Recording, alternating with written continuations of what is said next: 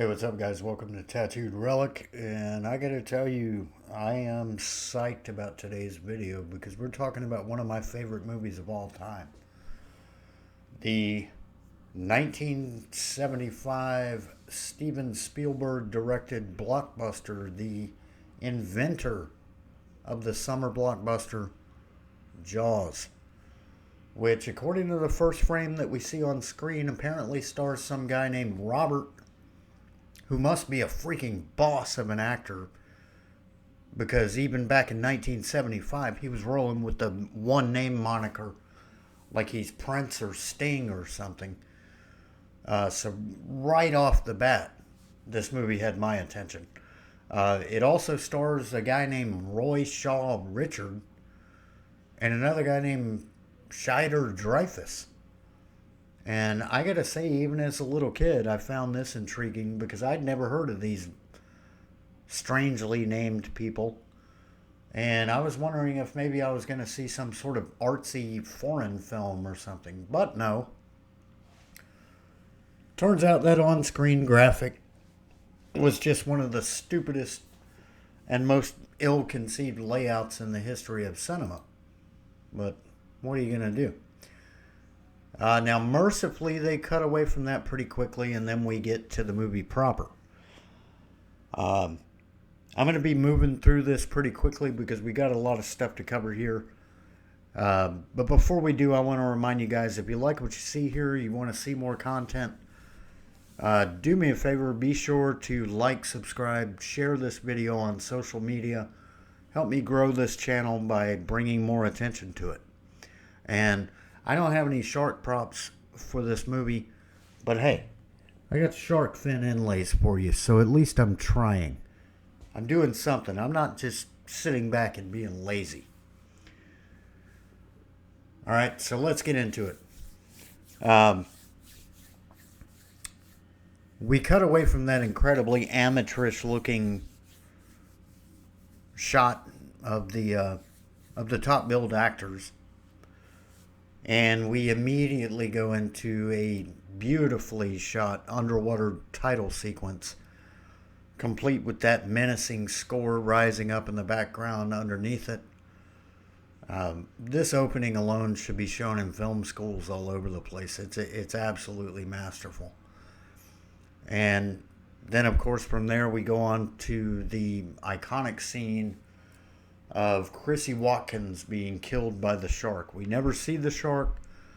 The scene isn't gory at all. You can't hardly see anything.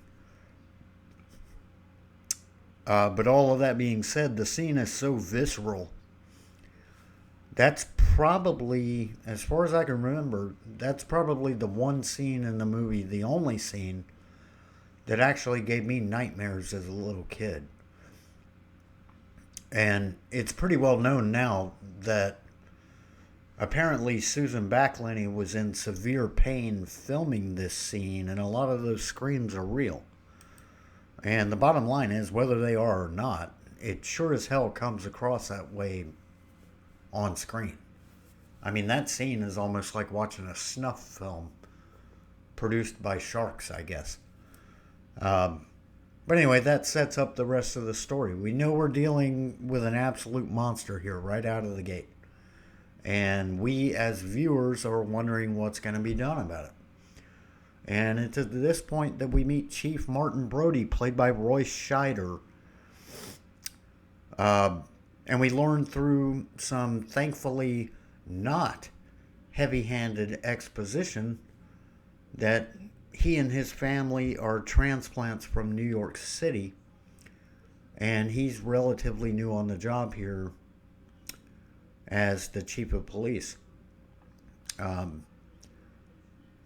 We also learn, which I think is a subtle and brilliant stroke, we learn that he's afraid of the water. And the reason I think that's brilliant is because it sets up an ancillary conflict to go along with the central conflict of the movie.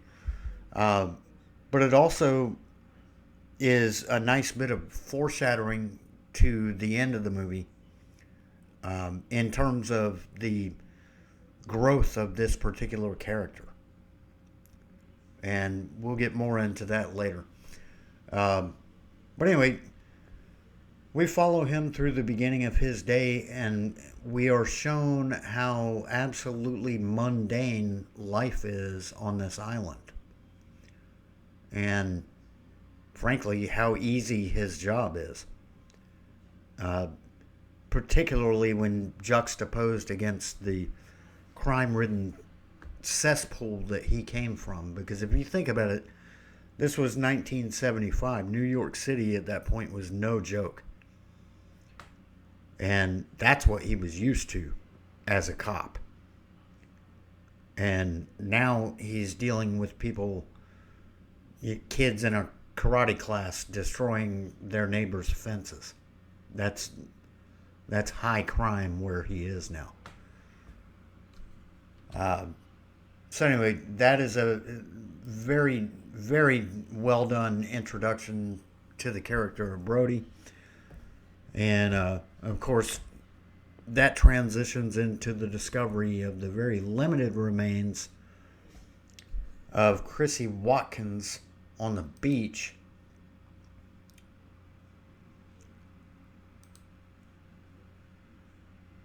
And Brody meets with the medical examiner. The medical examiner tells Brody that it's the result of a shark attack. Brody orders the beaches closed. And that presents yet another conflict in the film. They're going into the 4th of July weekend, and it's made pretty clear that this is a tourist town. They rely on tourist income, and the mayor's not having any of that beaches closed shit. And that's when we meet Mayor Vaughn, played by the late, great Murray Hamilton in all of his awesome jackets. He intimidates Brody into keeping the beaches open, and that leads to the next kill, Alex Kentner, the little kid on the raft. And I just got to say, this is another sequence that's brilliantly shot. Not just the kill, but the whole beach scene here. And that ushers in our introduction to the other two main characters. We meet Quint, played by Robert Shaw, at the town council meeting. And then we meet oceanographer and ichthyologist Matt Hooper, played by Richard Dreyfuss. Both of their introductory scenes are brilliantly done. It gives us a little bit of insight right off the bat as to the personality and the quirks of both characters. I don't want this video to be 4 hours long, so I'll just leave it at that. I'm assuming if you're watching this, you've already seen the film, so you don't need me to spoon feed that to you. But anyway, in light of what's gone down, the mayor finally agrees to close the beaches. And a bunch of yahoos at this point go out shark hunting. And some of them catch a big tiger shark, very big tiger shark. And everyone thinks the problem is solved, but of course it's not. And Hooper suspects that. He and Brody check that out.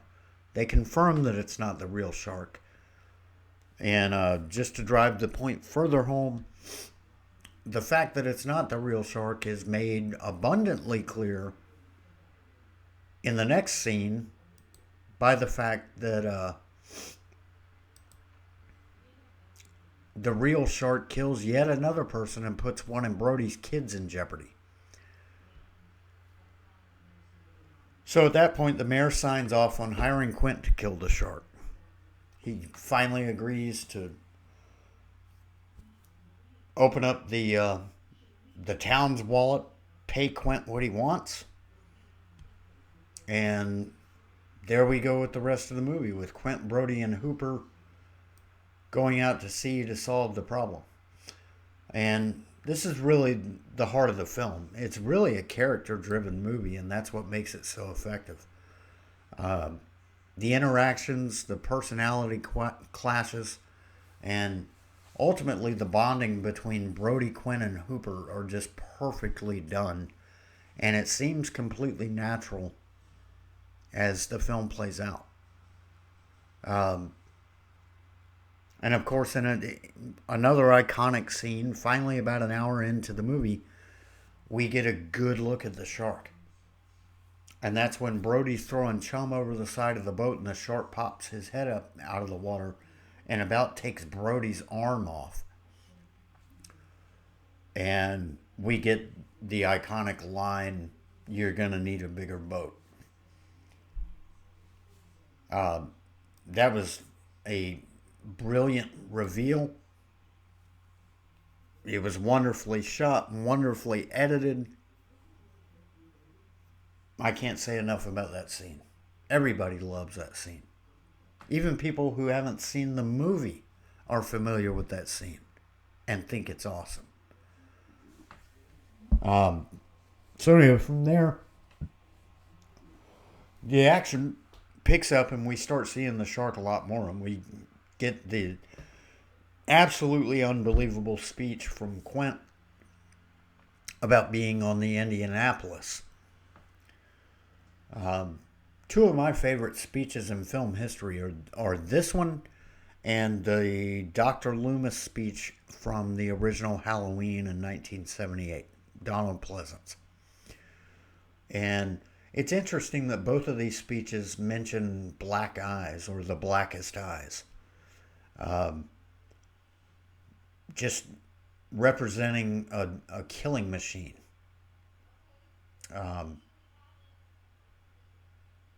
In both cases, whether it be the shark or Michael Myers,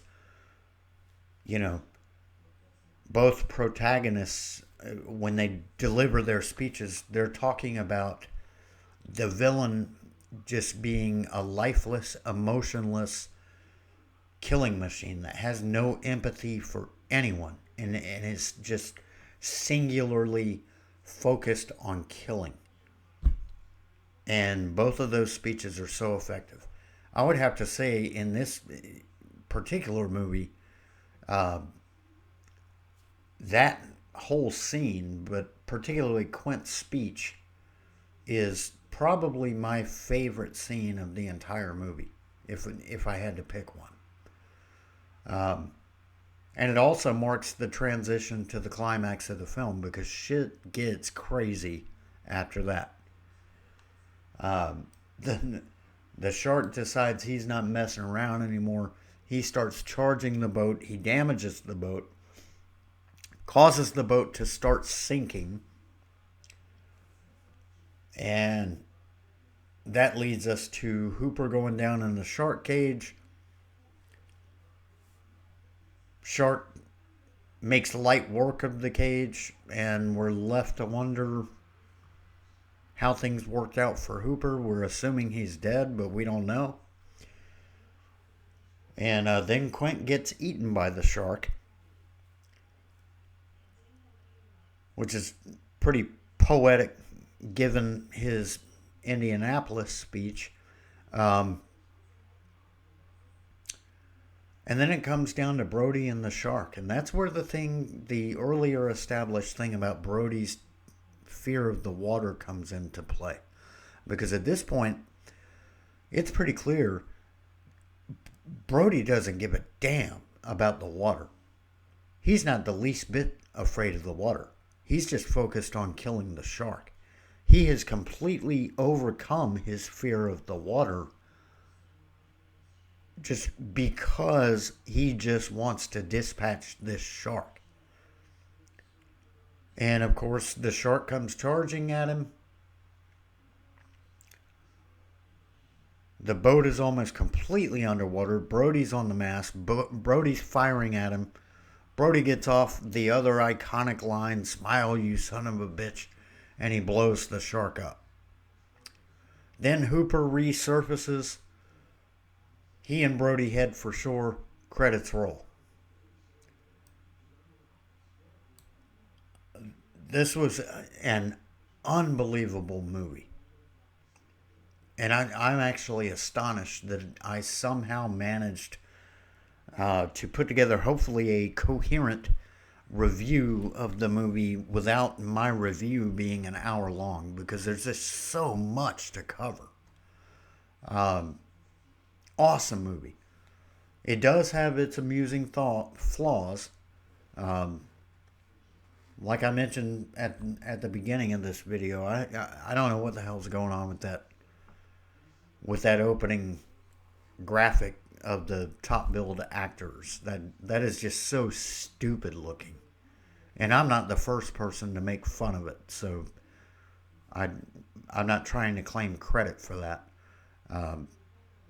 But I certainly noticed it. Another thing that jumps out at me that has always bothered me over the years is in one of the early scenes of the movie when Hooper is in the ME's office and he's looking at the remains of Chrissy Watkins. We get that line from him where he picks up the arm and he says, "So this is what happens." And then it jumps to a later point in the conversation. And you never hear the end of what he was about to say. That has always bugged the hell out of me. And Verna Fields is an amazing editor. But that was obviously a glaring mistake. And I've always just wondered what the rest of that little speech was going to be. So if anyone has an answer to that question, maybe it's out there on the internet somewhere. Maybe somebody has a copy of the original script and they know exactly what Hooper was going to say. If anyone does know the answer to that question, please leave it in the comments because I'm genuinely curious about that.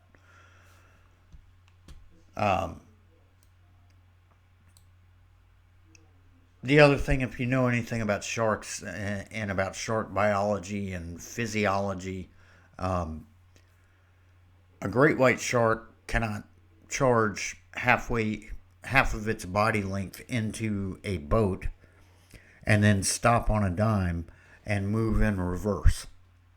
It doesn't work like that. A great white shark couldn't do that even if it wanted to. And that kind of silly thing happens a couple of times in the last act of this movie. And even as a little kid, I called bullshit on that, and it took me out of the movie for a minute. So I think, if I'm going to nitpick and try to find flaws with such a classic film, that would be one of them. I think they should have reshot those scenes and edited out that nonsense because that just, it doesn't make any sense. The only other nitpick that I have, and I gotta say,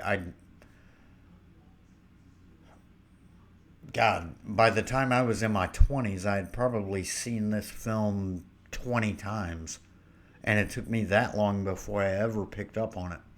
But it's pretty well known that in the scene in the movie when Hooper goes down in the cage and the shark charges the cage and breaks through the bars and almost gets to Hooper, then Hooper escapes from the cage, and then the shark starts thrashing around on top of the cage and everything, and it's destroying the cage.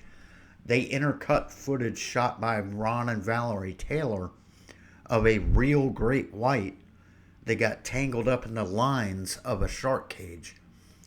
And they thought that footage was so dramatic that they cut that into the film. And I'm on board with that. I got no problem with that at all. It's awesome looking. But it is very noticeable that although the cage is supposed to be half destroyed by the time that happens, when you see the footage of the real great white thrashing around, the cage is perfectly intact. And now I find that kind of funny because it just stands out. It's very obvious to me now. But I didn't notice it as a kid. And like I said, I probably watched it a dozen times, maybe 20 times before I ever did notice that. But again, just a nitpick. Last thing I'm going to talk about, I want to talk about serendipity. And no, I'm not talking about the romantic comedy. I'm talking about the definition of serendipity, a happy accident. Two of my favorite films of all time are this movie and the original 1978 version of John Carpenter's Halloween. And the reason that both of these films work so well is because it plays on suspense. It doesn't play on cheap thrills. Now, apparently with this movie, that happened by accident because the mechanical sharks weren't working, so they couldn't show the sharks as much as they originally planned. So they had to go more in the direction of suspense.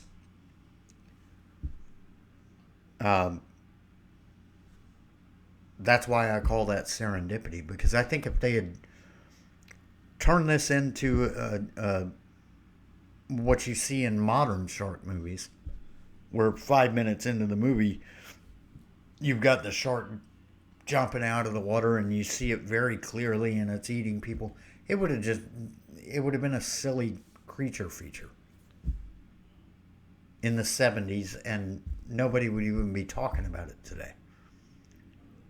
The fact that the mechanical sharks weren't working forced Spielberg to alter the whole story and make it more of a suspenseful thing, more in the Hitchcock mold, which is precisely the formula that Carpenter employed with Halloween, and it works perfectly. Because if you build tension properly in the scenes of your movie, then what's left to the viewer's imagination is as scary or even scarier than anything you could possibly produce on screen. And I think that's why both of those movies are so effective. Now, again, I use the word serendipity because, by all accounts, that happened by accident in the case of Jaws. But whether it was accidental or intentional, it worked. And if for some bizarre reason they ever do a Jaws sequel, they better not do a reboot. But if they ever do a Jaws sequel and they want it to be successful, they need to revisit that principle and make it a suspenseful movie. Keep the shark hidden,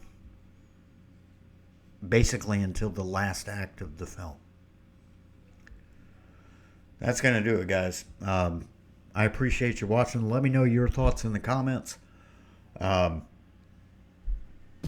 And once again, if you like what you see here, you want to see more content, like, subscribe, and share this channel. I need eyeballs on this channel. It's brand new. And I can't do that myself. I'm counting on you guys to help me with that. So, do what you can to help me grow this channel, and I'll talk to you guys soon with a new review. Cheers.